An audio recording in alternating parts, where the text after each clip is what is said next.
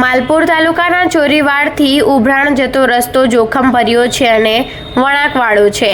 આવા રોડ પર પણ ઓવરલોડ લાકડા ભરીને બેફામ દોડતી ટ્રકો અવારનવાર ફૂલ સ્પીડમાં ચાલતી હોય છે તેવો જ એક વિડીયો સામે આવ્યો છે। આ ટ્રક ઓવરલોડ લાકડાઓથી ભરેલી છે અને ડ્રાઈવર બેફામ રીતે ચલાવી રહ્યો છે। શું આ લોકોને કાયદા કાનૂનનો કોઈ ડર જ નથી? જો આવા સમયે અકસ્માત સર્જાય તો ખૂબ મોટી હોનારત સર્જાય તેવી સ્થિતિ છે। અવારનવાર બેફામ ટ્રક ચાલકોના અકસ્માતના કિસ્સા બનતા રહે છે અને આવા બેફામ ઓવરલોડ લાકડાથી ભરેલી ટ્રકોને કોઈના બાપની બીક ન હોય તેવી રીતે રસ્તાઓ પર દોડી રહી છે।